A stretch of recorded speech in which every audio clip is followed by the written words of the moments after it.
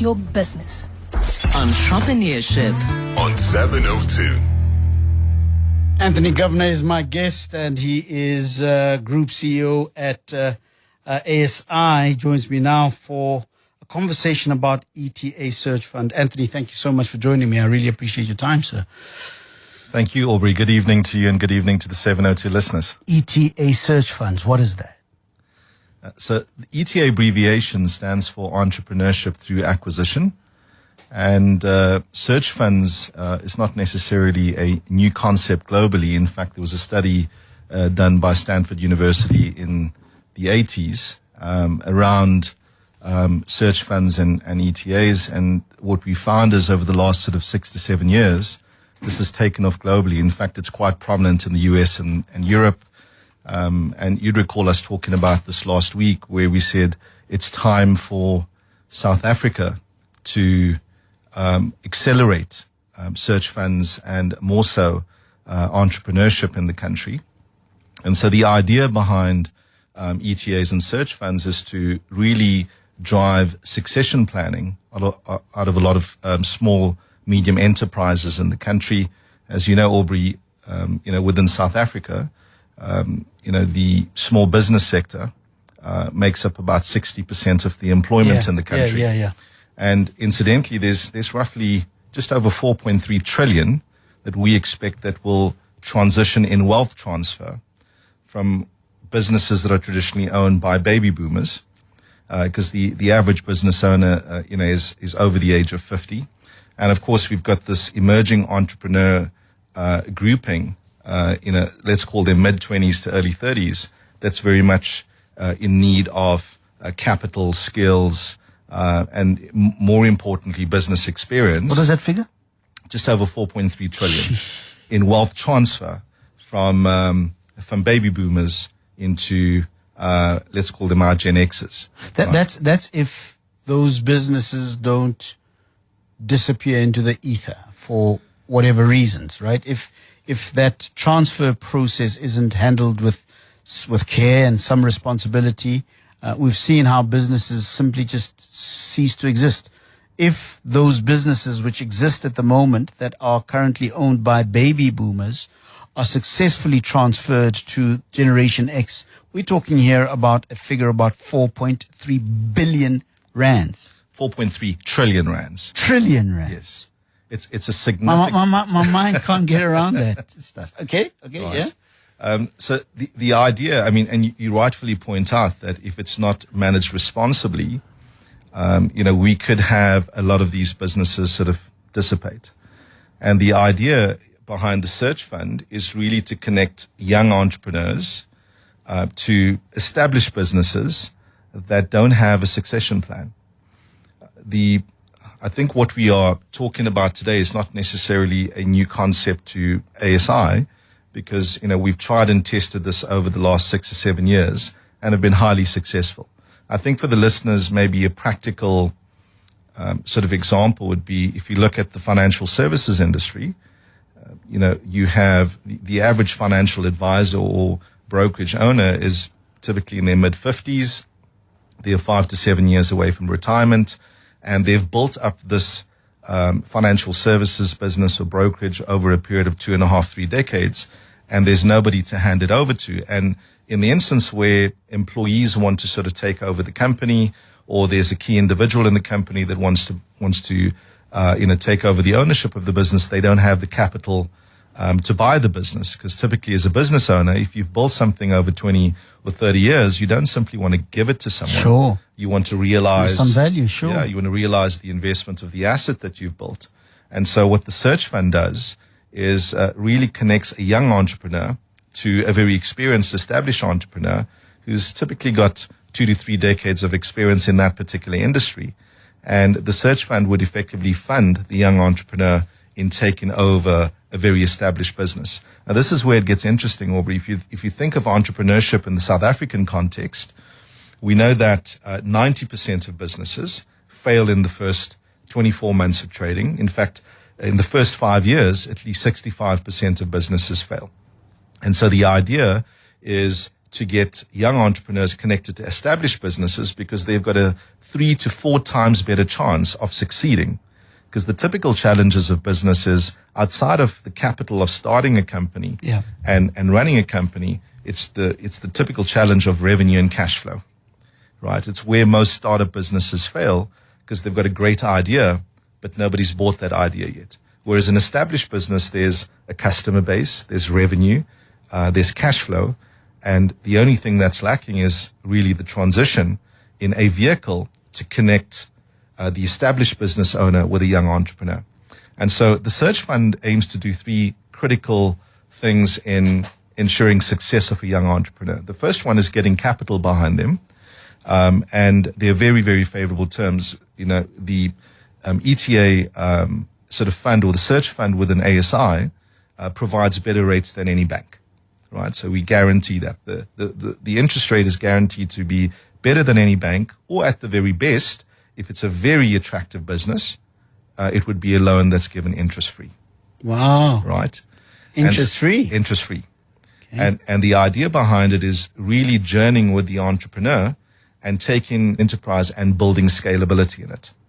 And we understand, so that's the first critical part, is the capital to the transaction. The second one is most young entrepreneurs fail because established entrepreneurs have paid the school fees, gained the experience, and they know what not to do. And entrepreneurship is very much, it's less about knowing what to do, but it's more so about knowing what not to do. And so that skill and experience is really, really critical.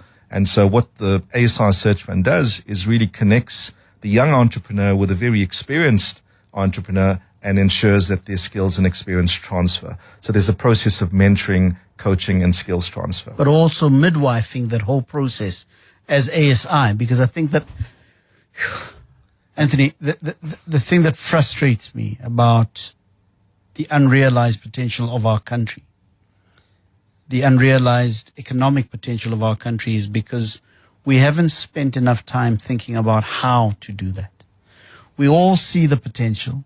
We've been seeing the potential for the last 30, 40 years, but we just haven't done enough to make sure that we literally midwife the process. Now, work with me here. And that's the third principle in the ASI Search Fund, is that we provide coaching and mentoring of the entrepreneur. It's not just about simply, you know, if you typically go to a bank, let's assume that you went to Investec and they funded the transaction. There isn't any coaching and mentoring that goes into that particular business. They're simply expecting you to pay back the loan. And often it's a lack of experience and a lack of skill. And it's the inability of the entrepreneur to navigate the complexity of business. It's where they get stuck. It's kind of where they hit the brick wall. And so what we do with our entrepreneurial ecosystem is support the young entrepreneur in coaching and developing him so that he understands how to deal with the complexity. And it's not just about, you know, paying, the capital investment back, but more so it's about understanding how to lead the business, how to lead people, how to manage the financial complexities of running a company. And there are these 7 key principles that we teach in our business mastery program that enables the entrepreneur to grow and scale the company. Right. So I was going to say that for me, that's been the missing link. Now, I know that there are incubation programs in South Africa. There are many such incubation programs. But usually those are just for startups, right? Quite right. If you listen to people who are really gurus in the incubation process, will have the same sort of passion around the nurturing of a business or a business idea until it has reached some level of maturity and it is now a fully fledged business, and then we can talk scaling later on. But after my conversation with you last week around ETAs, I had a conversation with a botanist, of all people, right? I had a conversation with somebody who grows plants. And part of what they do is that they graft plants to create new vineyards. Yeah. And he spoke of a very, very interesting principle. He says that when we take a piece of plant from an older plant, we graft it into another plant. It isn't as simple as simply cutting into the old plant and putting in the new plant. It's knowing where exactly to cut, when to do it, and how much you tie the other one around the other. What sort of pressure do you need to use in order for that plant to have a chance of success as the new plant that's going to come out there? And I realized that what you're talking about in as far as ETA is concerned is literally a grafting process, like a gardener would do, right? Exactly that. Yeah? Exactly that. It really is taking the life of one plant and grafting it into another plant to produce a whole new vineyard. Yeah? Spot on. I want to ask, before you continue, I know because I'm really, really passionate about this thing. This is the first time I've ever heard of a solution that really sounds to me like it is a win-win solution. Well, it's very practical, isn't it? Yeah, it's practical. I'm going to go South African on you in a few moments' time, right? And some people get a little bit irritated by that because, you know, it's an issue that we wish wasn't there, but it's here. It's one we need to deal with. The issue of race, the issue of historic imbalances, all those kinds of things. I'm going to go into that. But I want you to talk a little bit about another aspect that you touched on last week, was the fact that this is an opportunity for a new career path, a new narrative on what you do after you've gotten some education. Yeah. We've been told, go get an education, go and you either join the workforce or you start a business. This seems to be the third way. Talk to me about that. Yeah, I mean, very astute observation and question there, Aubrey, because, you know, the typical challenge that you have today is that, you know, there are barriers to entry. If you took the financial services industry, there are major barriers to entry from a regulatory standpoint. So it's the primary reason why you don't have many new financial service providers entering the market. And it's typically that challenge of lack of skills, lack of capital, and lack of experience in terms of starting the business. So the thought was, you know, you've got young graduates who've done an MBA. They have aspirations of starting a business, and they typically join, you know, large corporate entities with the intention of being entrepreneurial, but they kind of hit a glass ceiling. And so the third way for them is, you know, if you want to pivot out of a large established corporate, this is a great opportunity for you to kickstart your own business. And importantly, it's not a new business. It's a very established business that has customers, that has employees, that has infrastructure. Systems and processes. Systems and processes. Typically the things that you would spend 5 to 10 years developing just to get it off the ground. And, you know, the critical ingredient to businesses succeeding in South Africa, and it's almost something that is almost always overlooked by financiers, is the issue of time.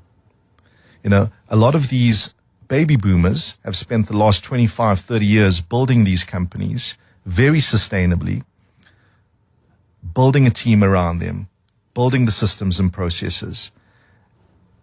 And we wouldn't want those businesses to dissipate and fail purely because of succession planning. So this is a great opportunity in thinking about how we help South Africa. The question we pose to ourselves is, what kind of problem are we trying to solve? And the problem that we're trying to solve as ASI is really ensuring entrepreneurial success and ensuring that this wealth transfer is dealt with very fairly, where the founder of the business gets the nice capital paycheck because he spent the last 2.5 decades building the business. Which has been a big issue. A major issue for I don't know what the collective name would be for this process of cross-pollination and of skills development, of working together. Most businesses, and rightfully so, I would argue, have been saying, you know, we get people that come in under the banner of some sort of an equity share process, but they don't put any skin. There's no skin in the game. There's no skin in the game. They get these shares allocated to them. They didn't pay for them. And I'm supposed to be comfortable with that when I started this business. I honestly sympathize with that sentiment. Well, you touching on a nerve here, Aubrey, for a lot of white business owners that are very passionate about the transformation agenda in South Africa. And I think I made the point to you last week by saying any entrepreneur in South Africa that is successful has to love brand South Africa. You won't be a success otherwise. If you don't love South Africa and if you don't love doing business here, you wouldn't be successful as an entrepreneur. And so you have a lot of white business owners, without racializing the subject. And typically, if we look at BE deals, a lot of them seeded equity with the understanding that their new partners would generate a certain amount of value, and that didn't happen. And it would have cost them twice as much to buy them out of that equity deal. And so you had a lot of aggrieved, disgruntled business owners that attempted BE and failed. And what this does is it actually brings integrity and trust into the relationship, where there's an exchange of money between two parties. The founder of the business gets paid for the equity. There's money that is deposited into this cash in the bank. This is really what business owners measure as a success of a business transaction. As a second part, the young entrepreneur coming in, and let's use the example of a young black entrepreneur coming in.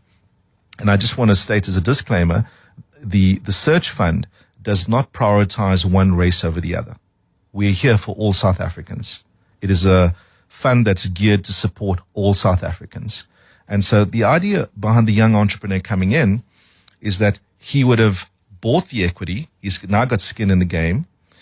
He's got a partner who can help develop him, mentor him, coach him through the process.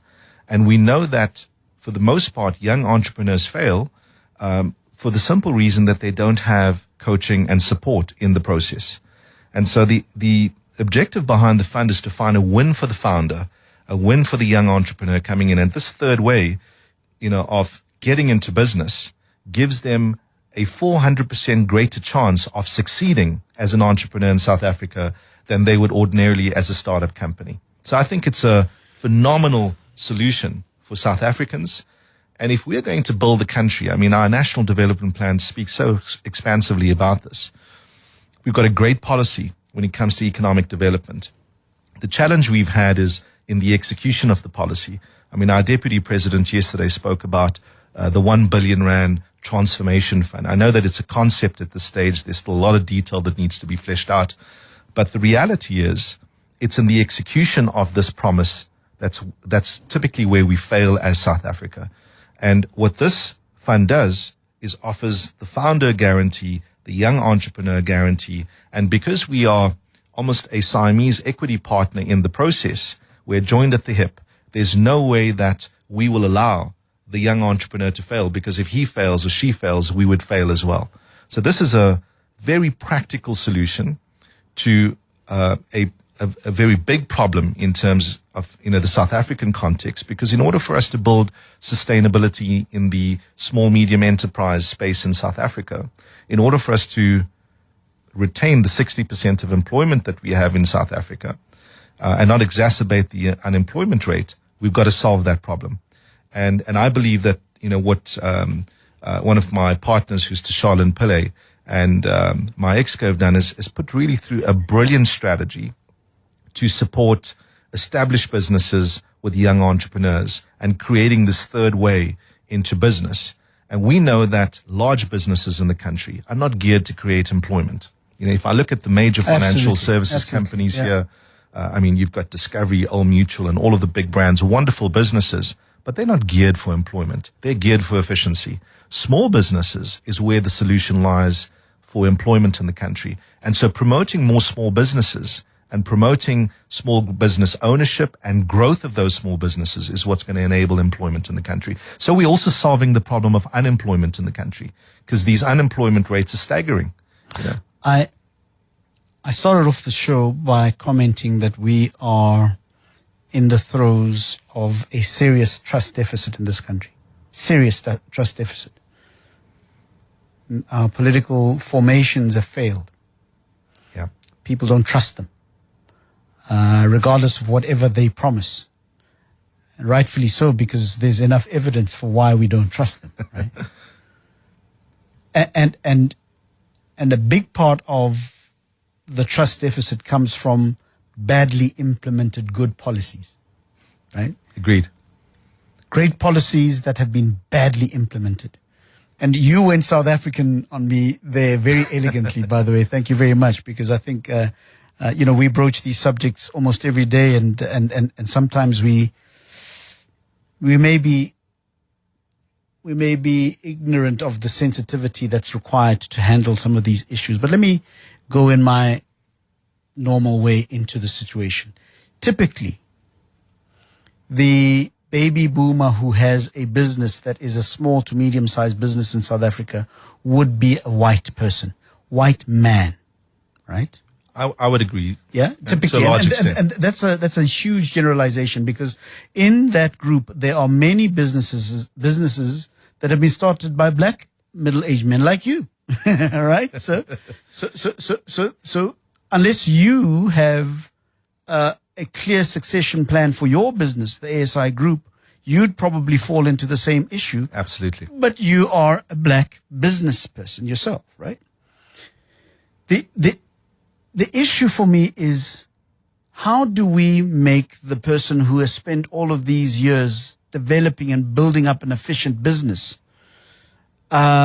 realize some value? I think it's just only fair.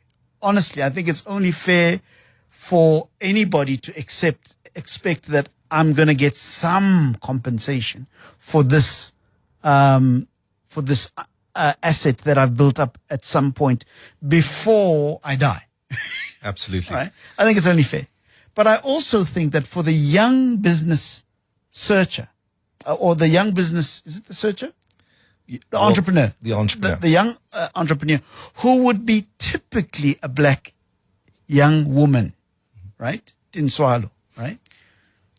Typically, right? I know that there are many variations in Sure. in that analogy, but typically a young black woman would feel a sense of dignity knowing that I too have skin in the game.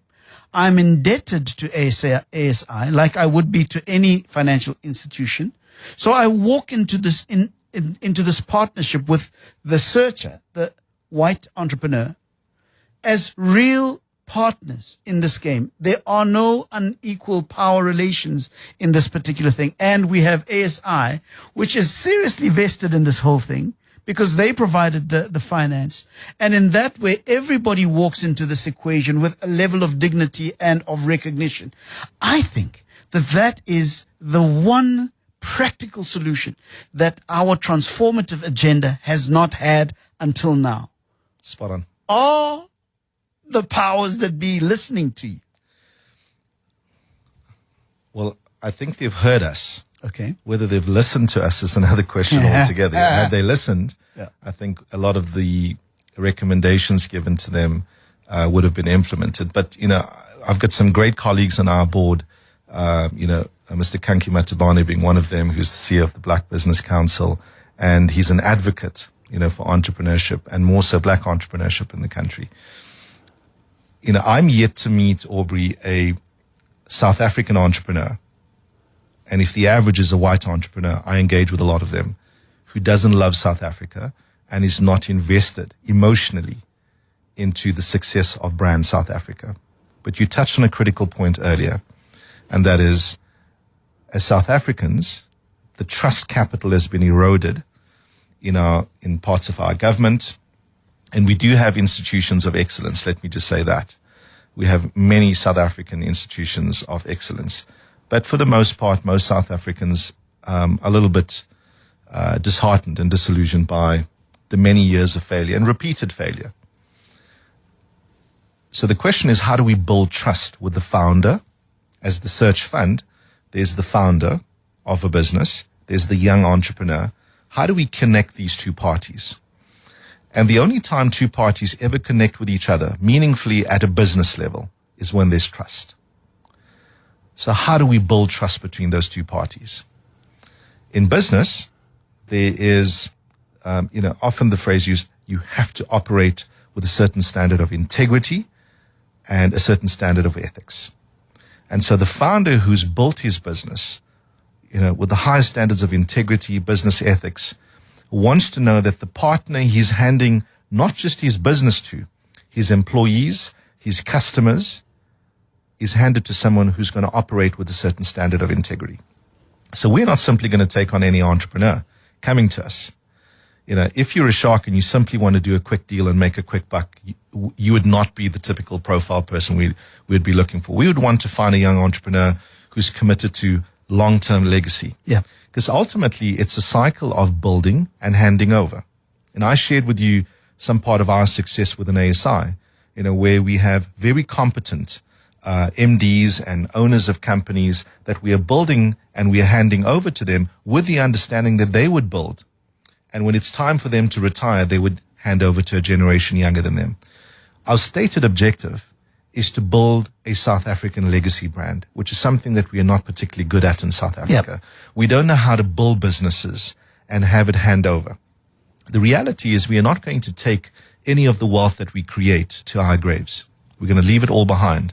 So this wealth transfer, the founders that we talk to are emotionally invested in having it transfer over to a younger generation. The question is always with who?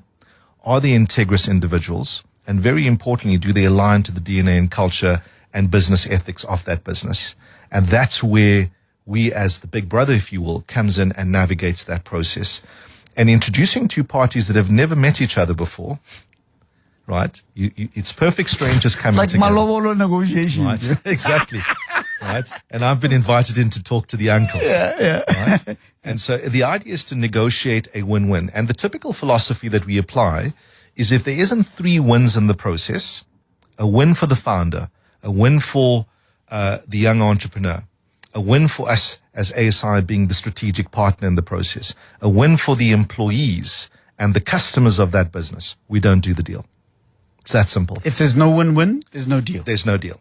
I want to talk about the regulatory environment for this whole idea, but I want to invite our listeners to join us in the conversation. I'm really excited about this whole ETA thing, entrepreneurship through acquisition. Think about it.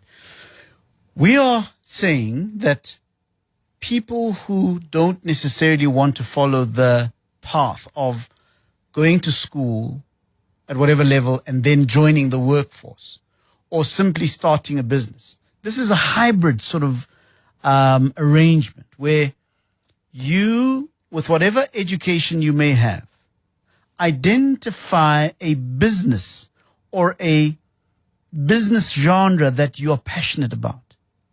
And you then approach through the facilitation of ASI a person who already has that business, who is looking for a succession plan.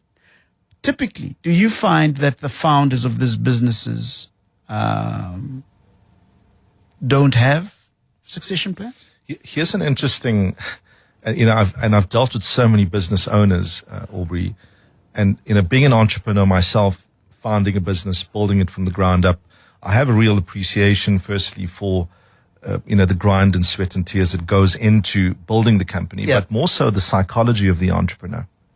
What's interesting, a lot of family-owned businesses that make up the bulk of the SME sector, 52% of them don't want to hand over to their children.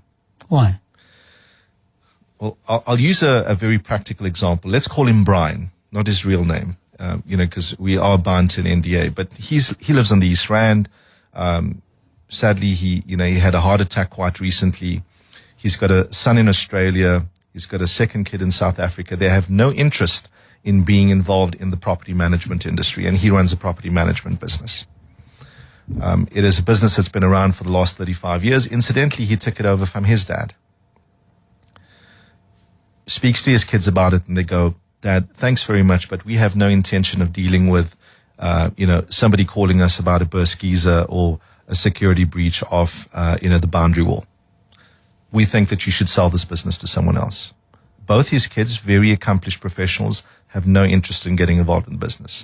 And after a few years of trying to convince them, he's realized that that's not his succession plan.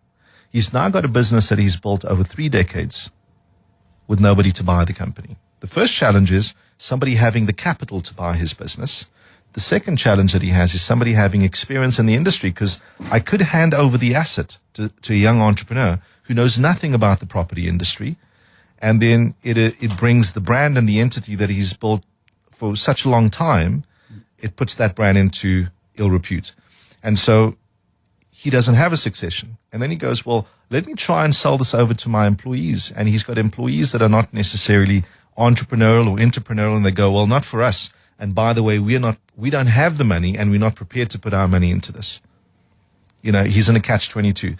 And that's the typical story. And that's the typical story. And for most business owners, they don't want to hand over to kids, either because their kids have no interest, or they feel that they want their kids to actually earn their own way. Incidentally, there are also a number of business owners that have said, I want to hand over a business to my children, but I don't want them to get it for free. Yeah. Yeah, because there's a principle in that, right? There's Absolutely. a deep, real principle that contributes to the success or failure of that business. Absolutely. Yeah. And incidentally, I have a partner that's signed up with us probably about 3 years ago who took exactly the same view. Been in the business for over the last 27 years. He's really developed a wonderful company, and and has really scaled within the ASI ecosystem because of the value that the ecosystem brings into his business. And he said, well, I don't simply want to hand over and give the asset away. I want my son to understand the value of the company. And the idea is that he needs to cut out a check for my retirement and buy the business. But his son, who's 25 years old, doesn't have that money.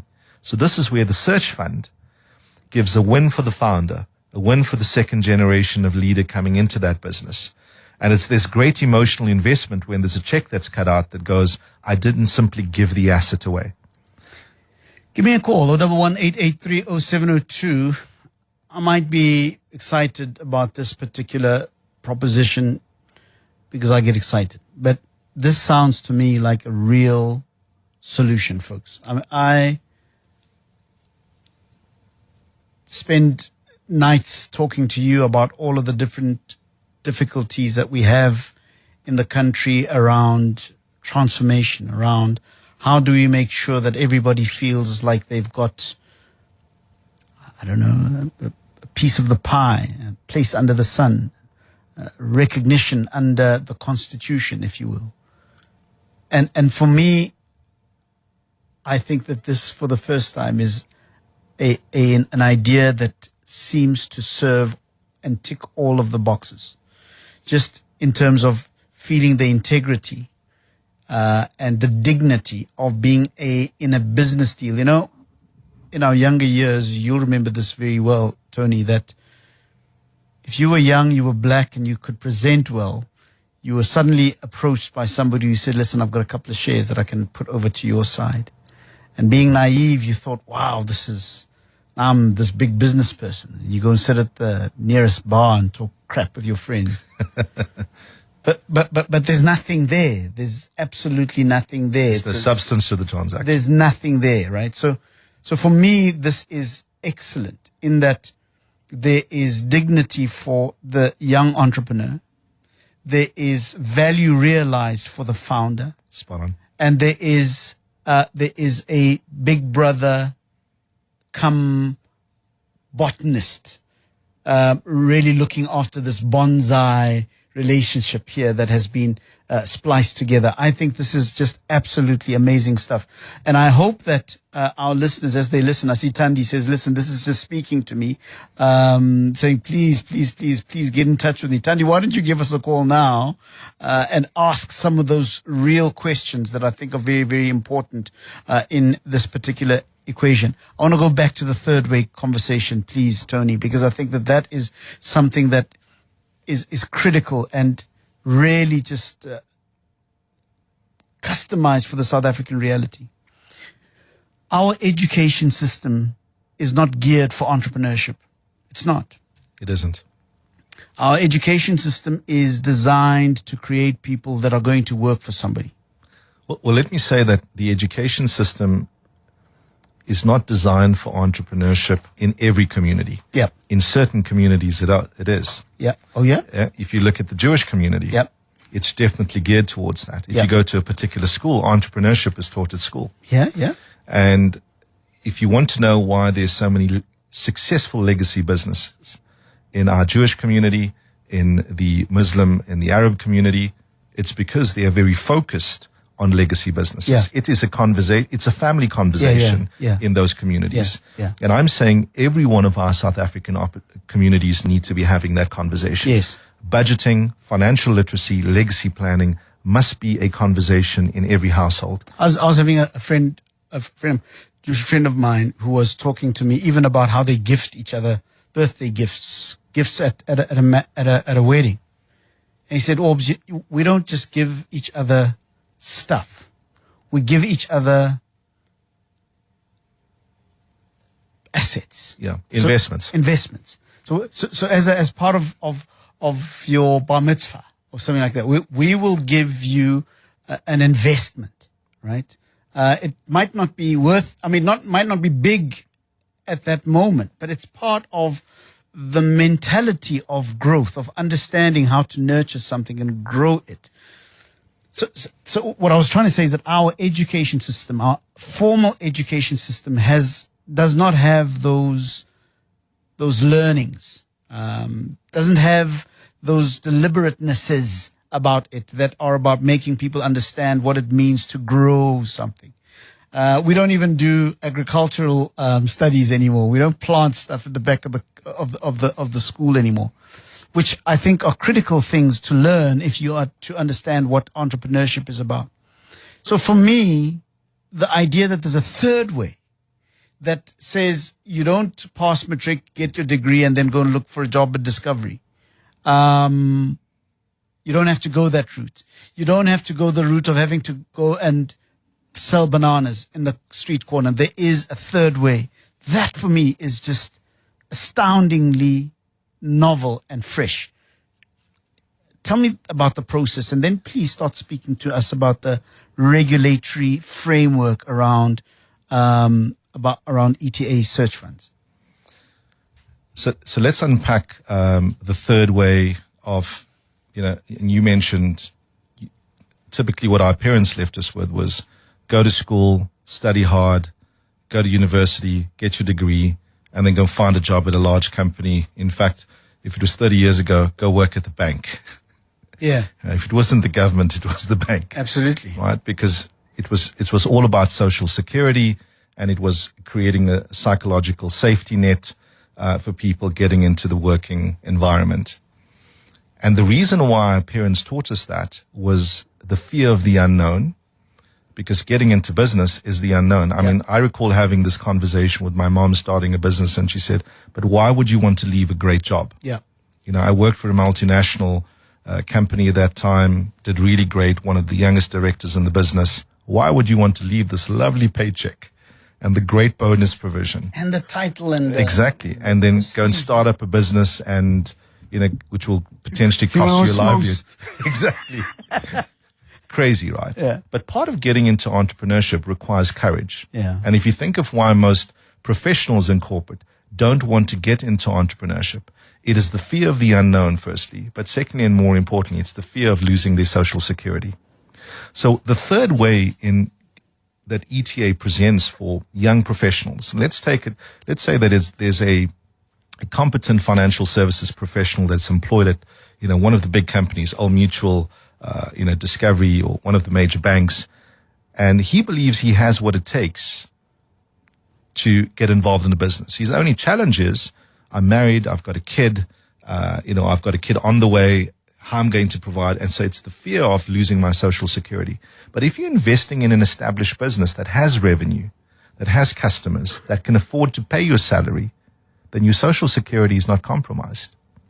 And so this also provides some psychological safety and certainty for the young entrepreneur coming in that goes, I don't have to, live off my parents' pension for the first 3 years whilst I'm living in the cottage in order to get this business going. And a lot of us, as you know, had to go in that direction. We bankrolled ourselves. We, bonded our properties. We took our pension savings and threw it into the business. And entrepreneurs don't have to do that. They don't have to risk it all. This is a very responsible way of partnering with a company that has the skills, the expertise, and typically the things that fail young entrepreneurs is the legal constructs of the partnership agreement, the due diligence. because they just don't have the experience for that. Yeah. But if you're working with a company that has the experience, has the know-how, and they're guiding you through the process, ultimately what we are wanting to do here, Aubrey, is that we want to discover the next Elon Musk. Maybe not the best of examples for South Africa at this point. We want to get a successful entrepreneur. We want more, South African entrepreneurs staying in South Africa, investing in South Africa. Incidentally, from venture capital, Africa barely attracts 1% of the global venture capital that's allocated. Why is that? The whole continent. Right. Whole continent, less than 1% of venture capital. And I'm asking the question, why is that? We have, in the next 5 years, the average age of youth in Africa is roughly just over 20 years. We would make up almost 60% of the youth in the world. And I'm saying, if we had the youngest population in the world, young, hungry minds that are willing to, build businesses and work in businesses, why aren't we investing in them? We're certainly not going to take this wealth with us. So the strategic objective for us is, whilst this big wealth transfer is taking place, is making sure that we get the wealth into African hands, into South African hands.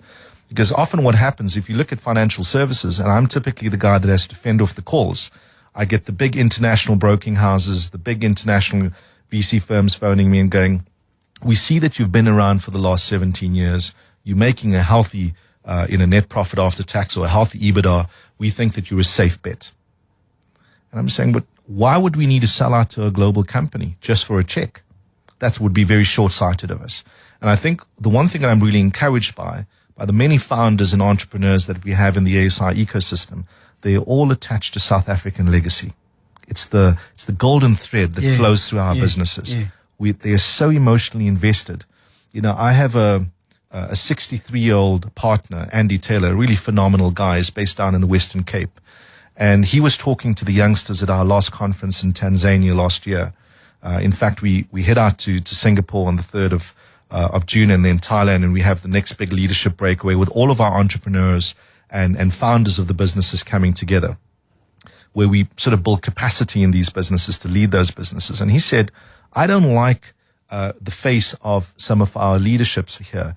It needs to change. We need to have more young black women. And it was such a powerful statement to all of the young leaders in that business to say, we have a white male leader that is emotionally invested in handing over, in building skills, in investing into the younger talent that we have in our business. I'm yet to meet a founder in South Africa that doesn't love South Africa and doesn't want to give back. Sure. Who are you talking to now? Who must give you the call tomorrow? I'm talking to two parties.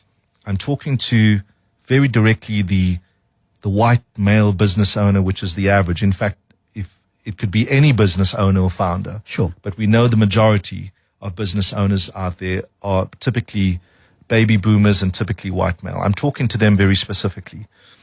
I'm talking to the young entrepreneur, typically a young female entrepreneur or young male entrepreneur. And even if his name is Koos and he's the farmer's son and he wants to get into financial services, we're available to him as well. We're not tribal in our thinking. I'm talking to those two parties and I'm saying, if you have a desire to start your business, Koos, and I'm talking to Swallow. Yeah, right. Is it Swallow? The president? Yeah, okay, yeah. And I'm talking to Franz, who's got a great business that he's run for 30 years, and his kids have emigrated to the US because they heard the Trump calling and he's disillusioned by what's happened. I'm saying, here's a great succession plan. We can connect you. And this is where there's a integrous exchange of money going from a young entrepreneur to an established business, the founder of that business, where we invest in the trust capital. And I think very importantly to every founder that's out there that's run a business for the last few decades, the question is, what will you be remembered for? And I think Andy answered this question so profoundly. And he's doing so much of that, within the ASI Blue business. Having built a company, been an MD of a large corporate, started his own business, he's now invested in building and handing over. Tony, we've run out of time. We've got to have more of these conversations. Absolutely. It's like really, really important. I think that the process needs to be made a lot more clearer. to our listeners, and I'm hoping that you'll agree to coming more often so that we can maybe have a series of conversations Absolutely. as to how this is going to happen, because I think that that's the critical part. But as an idea, I think it's absolutely unassailable, and thank you very much. How do people get in touch with you? Well, Aubrey, they can get in touch with us. You can email me directly. It's anthony.govender@asi.co.za. You can go onto our website and log an inquiry through the website, which is asi.co.za. That's the second channel. Alternatively, just contact our offices. And our information's on our website, but our direct line 011-029-6123. They can get in touch with us, preferably write to us. It would be great. But just to say, Aubrey, this is not an idea. We tried the concept 6 to 7 years ago. We've done over a dozen transactions already. It's been highly successful, and we're now wanting to expand it. We're launching, in fact, you'd recall a year and a half ago, we did 100 million rand pledge.